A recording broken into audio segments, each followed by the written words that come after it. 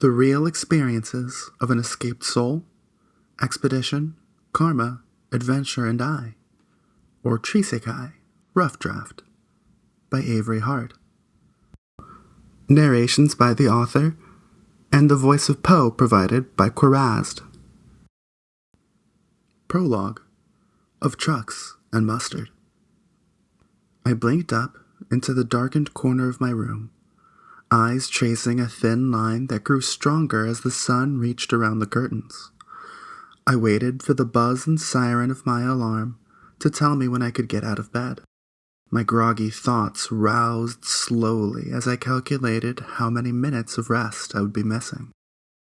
The world, for the moment, was still and quiet, and the only noise being the hum and splash of the fish tanks against the far wall. A few long minutes slipped away, and I finally sighed, rolling to my side and letting my eyes drift closed once more. In that moment, my phone buzzed angrily, a siren building in seconds. I let it go a little while as I sat up and stretched, not bothering to deafen the cacophony until my roommate kicked our shared wall. I nudged aside yesterday's discarded jeans as, one by one, the timered lights flickered on. I circled the room blearily, mumbling morning greetings to each caged creature in turn, from the saltwater tank to the fresh, the lizards, snakes, bugs, and myself, trapped in a cheap mirror that hung from the closet door. I scowled at my image and pondered quietly if this was why I was single. Is it the confidence? I asked a gecko that had poked her head out when the basking light flickered to life. She blinked back, then returned to her hide as though the conversation was not worth the warmth. I'd do the same, I murmured, confident my conversations with my pets were not helping in any way. I laboriously donned whatever was closest at hand and threw open the curtains before weaving about the room to feed the feeders and, in turn, sacrifice them to the predators. Flakes fell in water and pellets in dishes as I reveled in the most enjoyable part of my day. Each pet, each with their own personality, greeting me as one might their benevolent god. A buzz and siren ended the megalomaniacal musings, and I hustled off to keep schedule. With a shiver, I dragged myself out to the desk that had been crammed into a corner of the chilly living room. With the most recent wave of the ever-persistent virus gripping the country, the commute to work had become incredibly short, leaving plenty of time to make detours to pick up coffee, albeit from the kitchen rather than the drive-thru. I logged in and sent a few emails, settling in for the day in isolation. Hours slipped by as I clicked through paperwork and forms. There were benefits from working from home, sure, but the tedium, second only to the loneliness, made it feel like my eyes were being slowly dragged against the screen itself. With each passing hour, a new voice joined the chorus of agony wailing through my brain. Tap, tap, tap. I leaned back, glancing out the window as the setting sun backlit a familiar shadow. I got up, powering down the sputtering workstation, which caused the shadow to hunch and squawk. It continued to grumble as I grabbed a handful of nuts and seeds from a bag and pushed open the decrepit patio door. Hey. Poe crackled, the awkward raven stumbling over the patio floor as I poured out the feed onto the peeling wood. Hey, I responded, my voice crackling equally from disuse. I cleared my throat and carefully sounded out, How are you, Poe?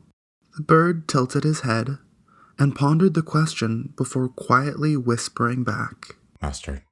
I sighed, shaking my head as I brushed my hands off of the balcony's edge to litter seeds into the hair of tourists passing a few stories below. I wasn't sure where he'd picked up such a vocabulary, but every so often he could be uncannily coherent. Mustard, he insisted, driving his forehead into the wood as though to make a point of proving me wrong. You don't say, I returned conversationally, glancing over the busy intersection my balcony overlooked. In the kitchen? With a knife? balcony. He responded, disappointedly worrying at a grain of food stuck in the crack between the patio planks. In the street, a boxy blue truck blared its horn and swerved wildly upon and back off of the curb. The noise caused Poe to flutter off with a final utterance that sounded like, See you soon. "See you soon," I muttered back, disappointed my most engaging conversation of the day would end quite so quickly. A few minutes later, a buzz and siren from my pocket let me know it was time to go to bed. I finished out the day's routines, closing the blinds, cleaning the desk, and tidying up a few dishes in the little time I had left in the day. I wandered back into my room to collapse on the bed, wondering idly if this was all really worth it, and at the same time, how nice it was to have a job at all in these times. Sure, I was surviving, though somewhere inside, a childhood version of myself was dying a little. More morose musings welled up, and I began rubbing my eyes against the soft throb that had built up behind them. The thoughts grew more outlandish and bizarre as my mind quietly wandered away. Tap, tap, tap. Slowly, I opened my eyes, blinking up at the window bathed in moonlight. Dazed, but not surprised, I nearly blinded myself when I checked the hour on my phone. Time was a fickle thing in quarantine. Time off, doubly so, and it had seemed like quite a lot of it had gotten away from me. Tap, tap, tap. A shadow at the window tilted its head at me, the word Mustard, clearly audible through the thin glass. I got up with a yawn and waved the bird away from the sill before drawing the blinds closed once more. Tap, tap, tap. I yawned. Sure, Poe would forget about me after a few minutes and let me go back to my sleep. I started to peel my pants off as the tapping grew more insistent, the chant of mustard, ricocheting around the narrow alley with growing insistence. Soon a kick against the wall joined in tandem to the tapping. All right, fine, I got up, shouting balcony through the curtain before hustling out into the living room. I snatched up a handful of feed and snapped the blinds open while the jeering condiment taunts followed my progress through the apartment. I had the glass door halfway open before I noticed a large shadow slumped across the floor. As if noticing my attention, it shifted, and a large yellow-tan head lifted, slow and dreamlike, to draw level with my eyes. mustard, Poe announced, as a way of introducing me to the full-grown adult buck, gingerly folded on my 6th-story balcony. Nope, I murmured, and slammed the door shut with a clear thud and resounding click of the lock. The buck regarded me with disappointment, a terrifyingly sharp rack of antlers tapping on the crossbeams of the balcony above with audible patience in each click. I was a moment away from crawling back into bed to will myself into a different dream, when I noticed the dark patches splattered across its side. I stepped closer and noticed a series of gashes drawn across the sun-colored hide, deep enough to make my stomach turn with each breath of the great beast. It gave me an imploring look, its huge eyes begging me to help in whatever way I could. My thumb was already flipping the lock once more before I realized what I was doing. Nope, I repeated. Nope, and made my way back to my pants to retrieve my phone. While I had plenty of pets, there was no way I would risk doing a procedure near a head full of daggers that I had no qualifications for. It took the dispatcher several long, confused rounds of questioning, but soon enough the building was surrounded by flashing blue and red as space was made for a crane to be brought in. I stood across the street, shivering as I watched the crane loudly whine against the weight of the beast. Traffic still flew by as distracted onlookers watched a golden stag descend from the sky. I looked up as Poe vanished behind the sudden, blinding glare of dawn, with a hint of pride in his parting words. See you soon. I barely had space to consider them, though, as time suddenly came to a crawl. My vision bloomed with light as a boxy blue shape in my peripherals tried to veer back onto the road. A horn blared, filling the world with a drone that approached ever closer by the millisecond. I gave a tired little sigh as a buzz and siren cut through the momentary peace, and I became swallowed in the light.